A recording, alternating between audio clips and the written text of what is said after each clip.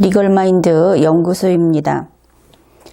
문재인 대통령이 김영삼 전 대통령의 2주기 추도식에 참석했고 그곳에서 추도사를 읽었다고 합니다.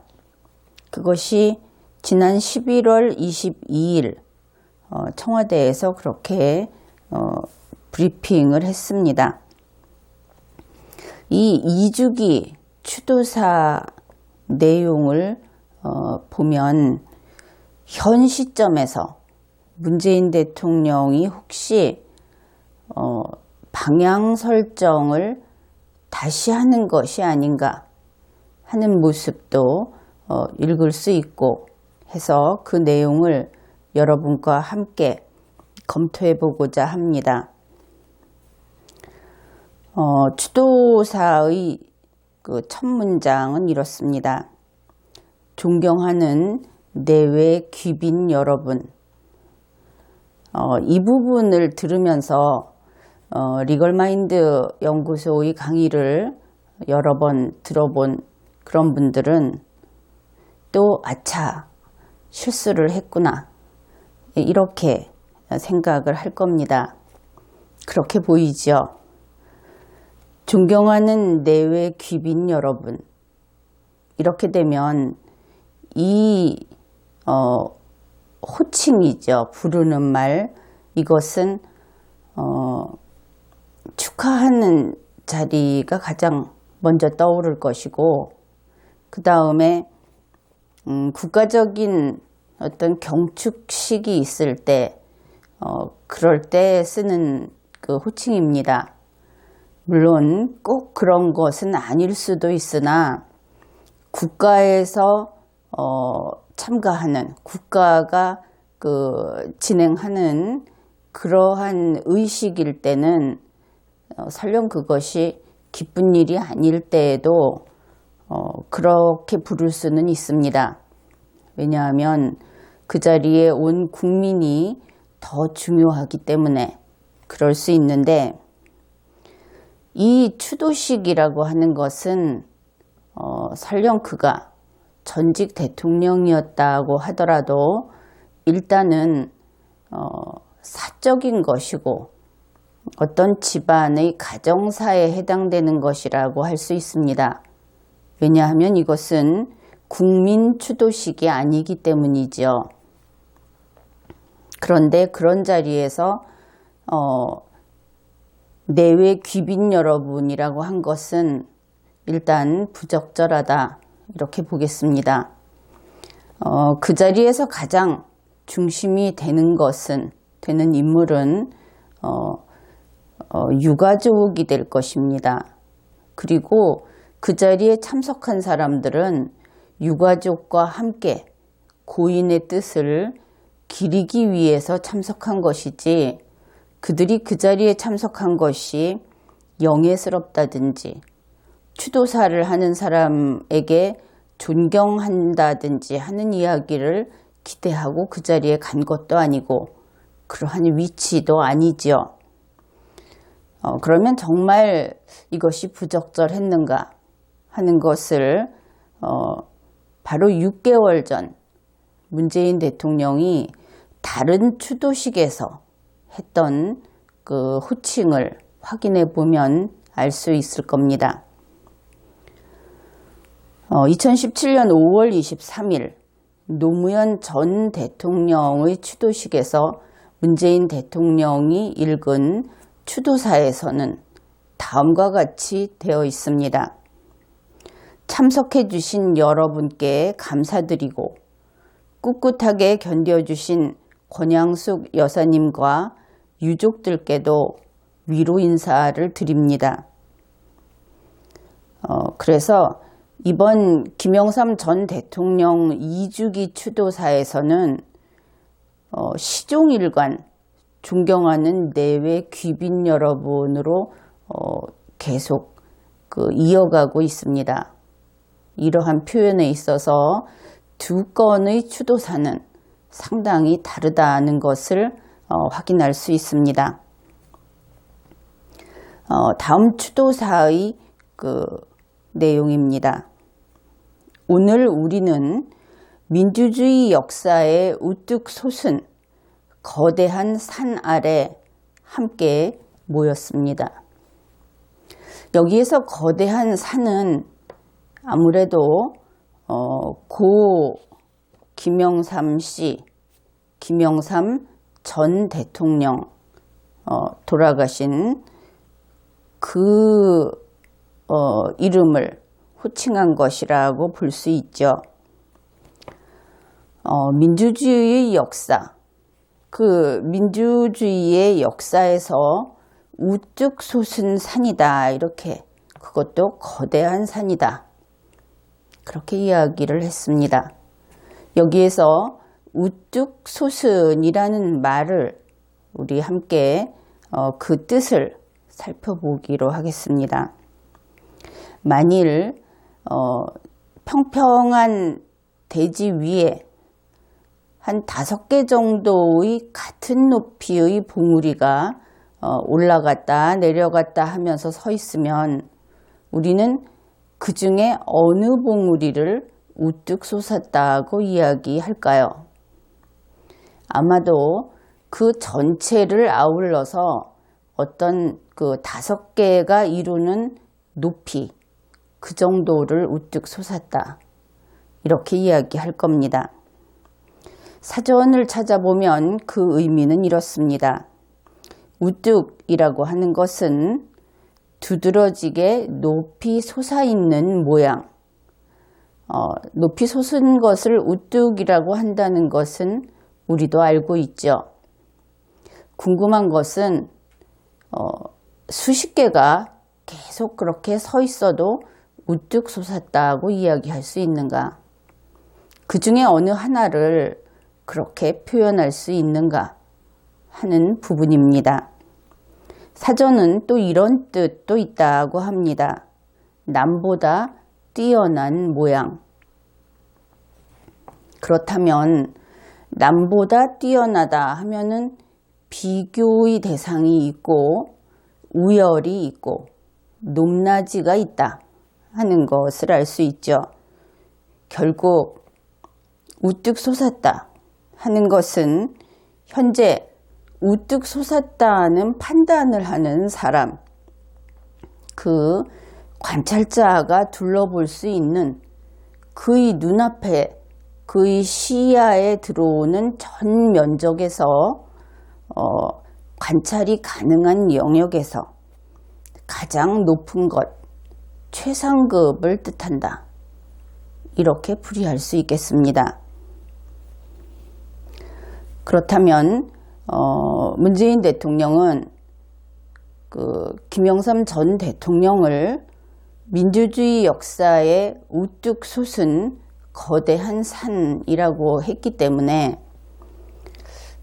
문재인 대통령이 관찰 가능한 그의 일생에서 본인이 경험했고 인식하고 있고 지금 문재인 대통령이 여기서 여기까지가 대한민국의 민주주의 역사이다 하고 인식하고 있는 그만한 시대의 속에서 그 시대 속에서 우뚝 솟은 가장 높이 솟은 그러한 존재가 김영삼 전 대통령이다. 이렇게 이야기하는 것을 읽어낼 수 있습니다. 그러니까 우리가 흔히 대한민국에서 민주화 운동을 했거나 또 나름대로 민주주의라고 하는 것은 원래 우리 대한민국의 헌법의 이념 가운데 하나로서 국민주권주의라는 것을 줄여서 이야기하는 것인데 우리나라에서는 헌법이 규정했고 대한민국의 헌정사가 계속 추구해온 그것이 아니라 그 세력을 기득권이라고 보고 거기에 저항한 세력을 민주주의를 추구한 세력이라고 이야기를 합니다. 그래서 그 개념 정의는 좀 더 하위로 내려가서 구체적으로 할 필요가 있는데, 일단 문재인 대통령이 이야기하는 민주주의, 문재인 대통령이 이 한반도의 역사에서 민주주의를 위해서 노력했던 훌륭한 그러한 정치인들, 그런 사람들이 좀 누구누구가 있다. 그렇게 했을 때 김영삼 전 대통령이 최고다. 이렇게 이야기를 한 것이고, 우리가 문재인 대통령의 계열이다. 그 부류이다. 이렇게 보는 그 정치인들 중에 좀 걸출한 정치인, 특히 대통령이었던 정치인을 생각하면 DJ 김대중 전 대통령, 그리고 노무현 전 대통령, 이런 사람들을 떠올릴 수 있습니다. 그런데 특이하게도 문재인 대통령이 그 둘을 젖히고 최고의 인물은, 최고 거대한 그러한 존재는 YS다 하고 이야기를 해서 좀 예상 밖이라고 생각하는 국민들도 있을 겁니다. 그런데 따지고 보면 그렇게 이것이 우리가 예측하지 못했던 특이한 상황은 아니다. 그렇게 이야기할 수 있는 것이 김영삼 전 대통령과 문재인 대통령은 우선 출생지가 거제도로 같습니다. 게다가 중학교, 고등학교까지 같은 학교를 다녀서 어떤 그것을 그 인간의 운명이라든지 인간의 그 역사, 개인의 역사, 이렇게 따져보았을 때 두 사람은 공유하고 있는 부분이 상당히 많다. 동일성이 참 많이 있다. 이렇게 볼 수 있습니다. 그래서 이러한 평가를 하는 것이 그렇게 특이하고 그런 것은 아니라고 할 수 있죠.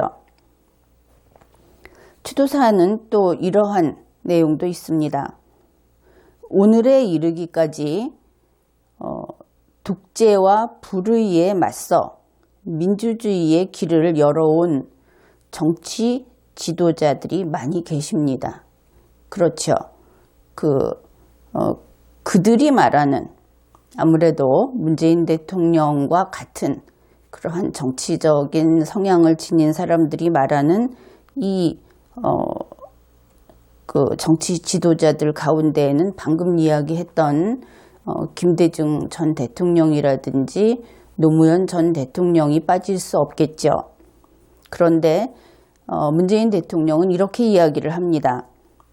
김영삼이라는 이름은 그 가운데에서도 높이 솟아 빛나고 있습니다. 그거 보십시오. 조금 전에 이야기했죠. 이 문장에서 문재인 대통령은 역시 최고는 그 다른 누구보다도 첫째가 하는 사람은 김영삼 전 대통령이다. 이렇게 이야기했다고 우리가 문장을 분석하면서 읽었는데 바로 뒤에서 스스로 이렇게 분명하게 밝히고 있습니다. 김영삼 전 대통령이 그 중에서도 최고다. 이렇게 밝힌 것이죠.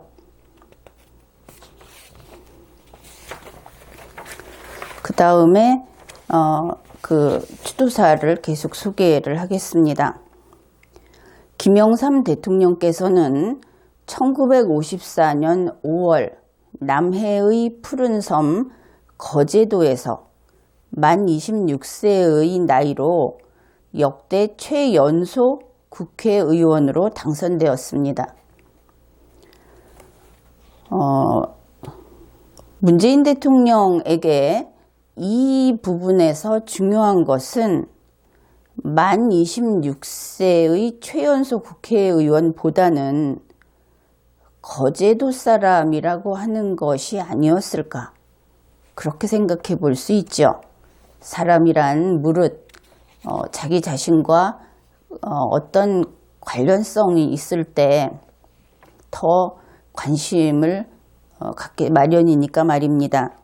그리고 그 다음에 이어지는 추도사에도 역시 거제도 이야기가 나옵니다.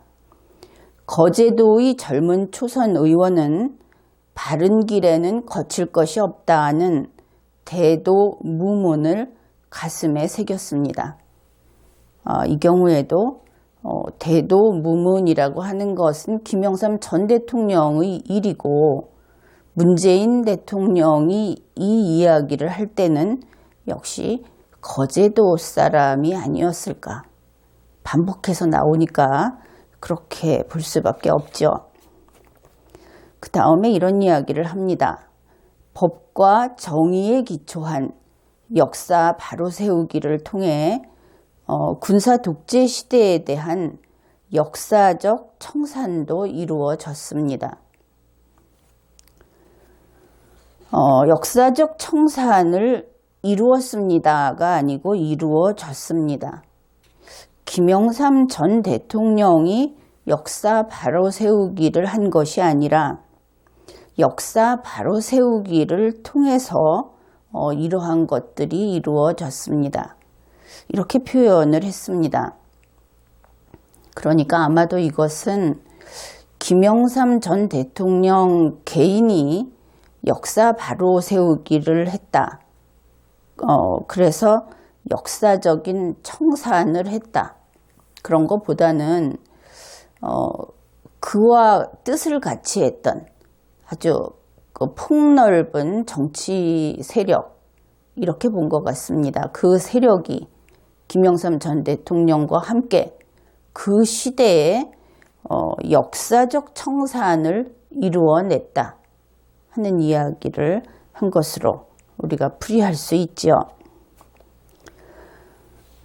그러니까 문재인 대통령은 김영삼 전 대통령이 공표했던 역사 바로 세우기라고 하는 것이 성공적으로 완수됐다는 것을 이렇게 밝힌 것으로 볼 수 있습니다. 즉 역사 바로 세우기는 이루어졌다.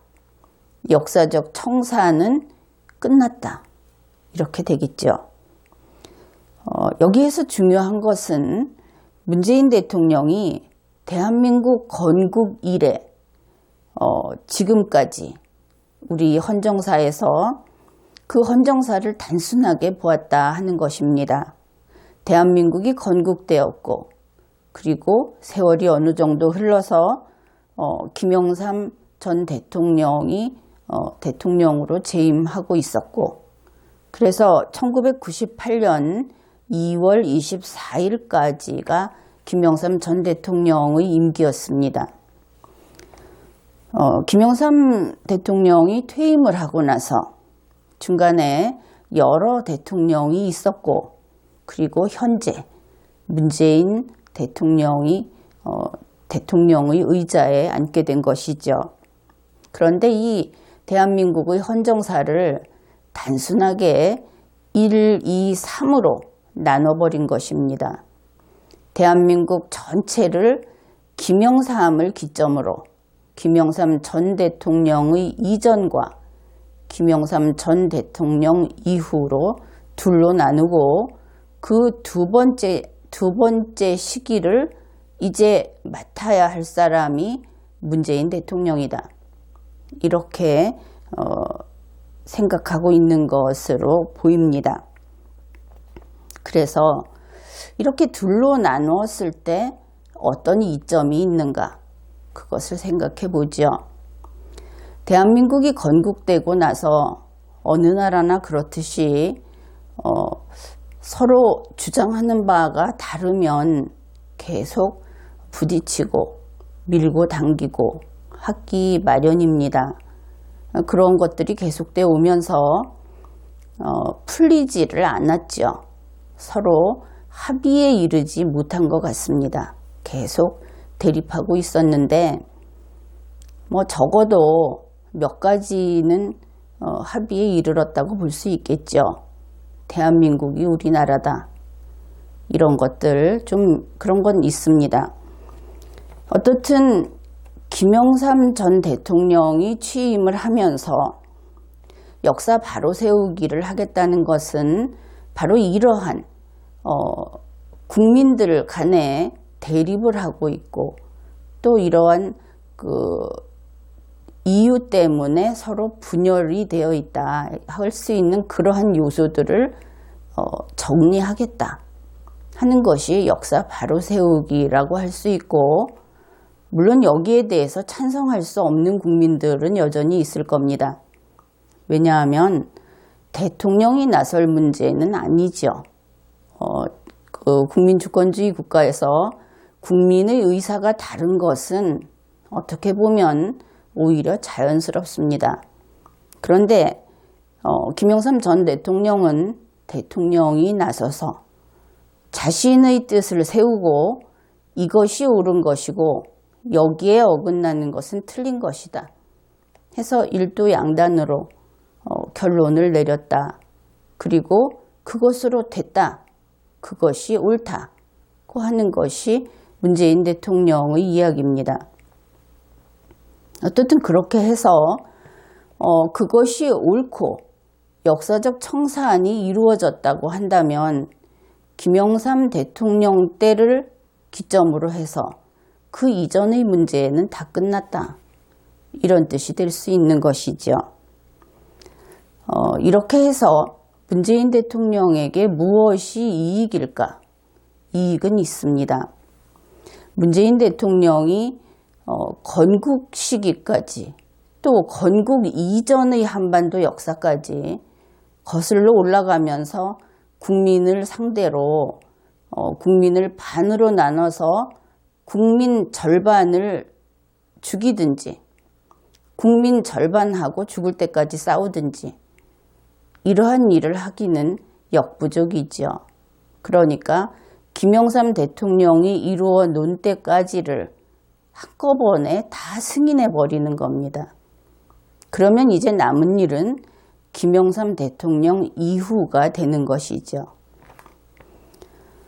그래서 이 역사 바로 세우기가 완성됐다, 끝났다 하고 인정을 하는 것은 1998년 2월 24일까지 거기를 기점으로 해서 그 이전에는 이제 더 이상 다툴 일도 문제 삼을 일도 없다 하는 선언이 되는 것입니다.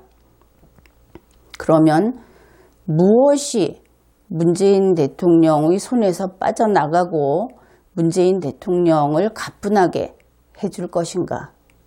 몇 가지 예를 들면 이렇습니다. 친일파 문제, 이것은 종료됐습니다.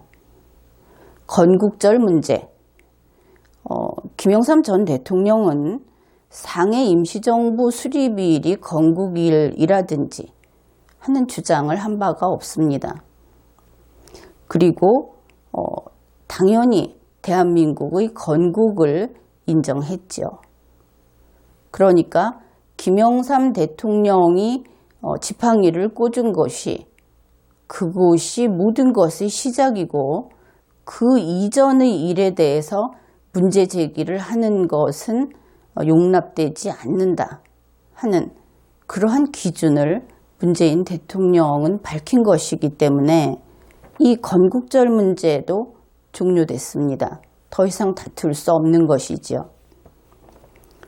4.3 사건, 부마 항쟁, 게다가 5.18 문제도 종료되었습니다. 이것을 아주 주도적으로 붙잡고 해결한 사람이 바로 김영삼 전 대통령이기 때문이죠. 그리고 1980년대의 60 항쟁 문제, 이것도 종료되었습니다.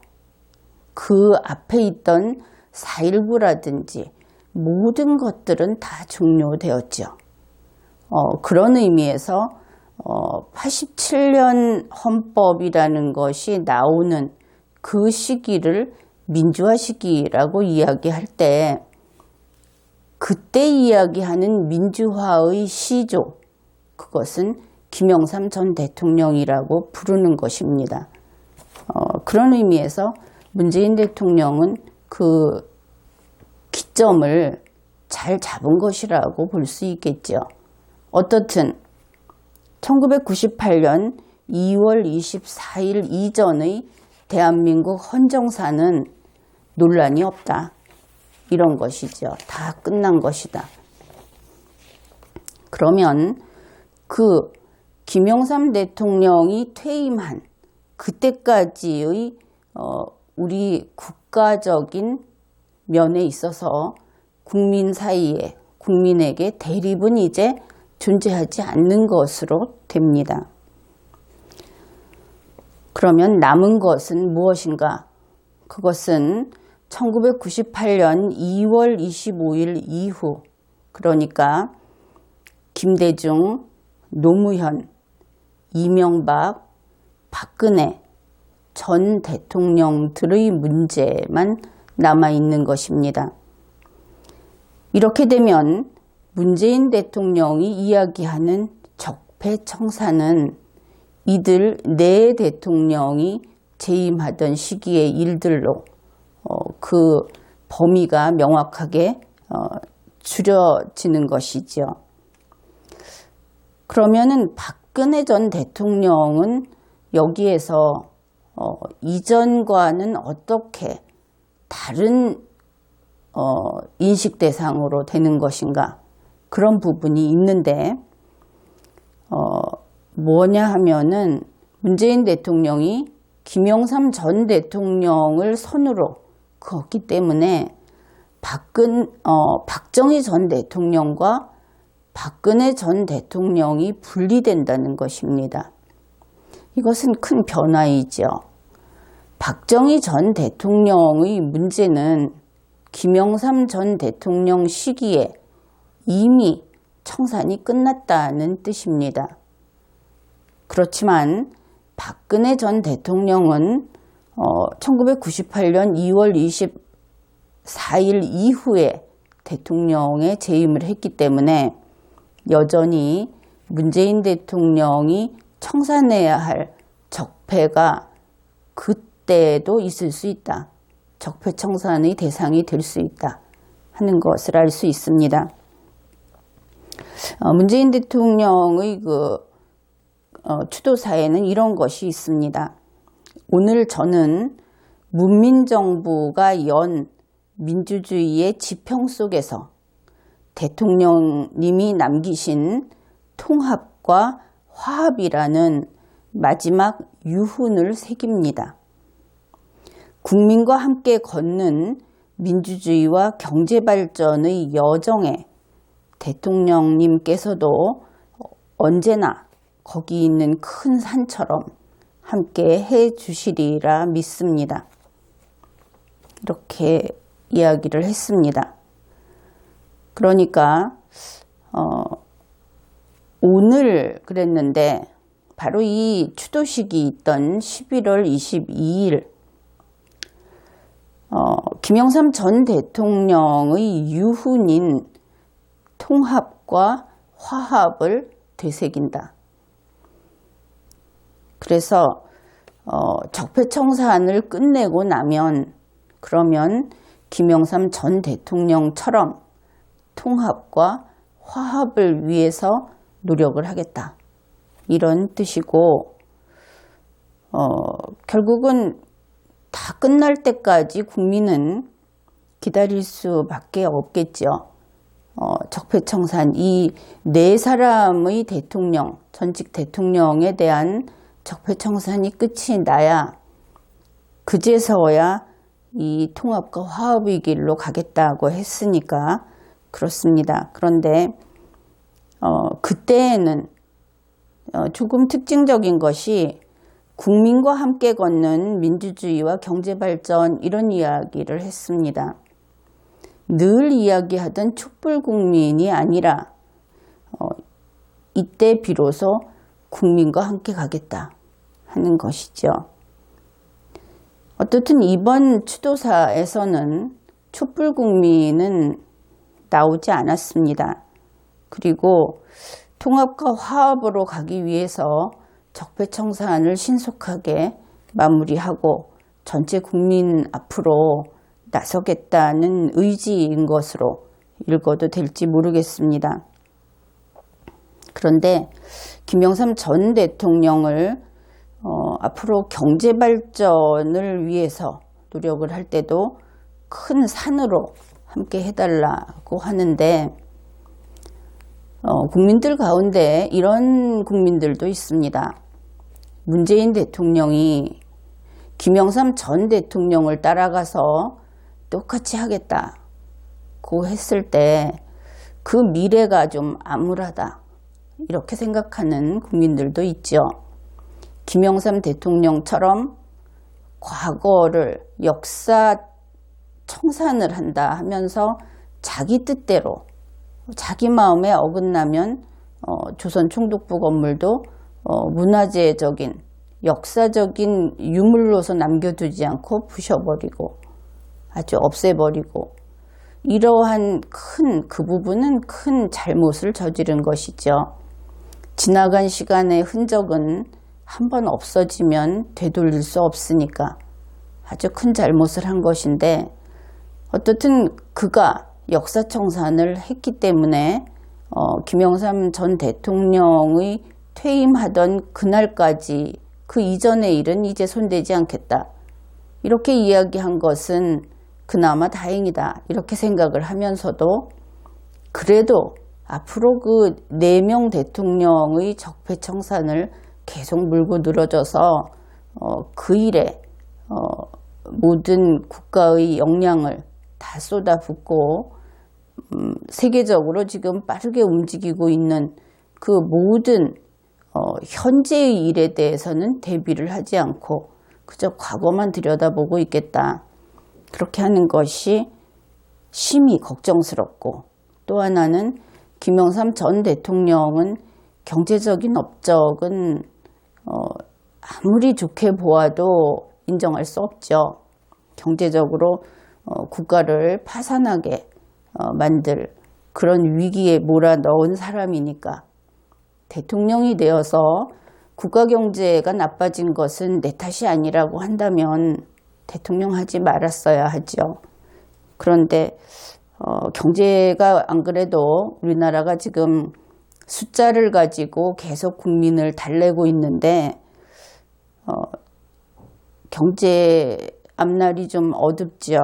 그런데 그 길에 김영삼 전 대통령이 큰 산으로 버티고 있으면 국민들은 그 큰 산을 보면서 IMF 위기를 또 떠올립니다. 어떻든 그런 생각들도 하게 된다는 것이고 그래서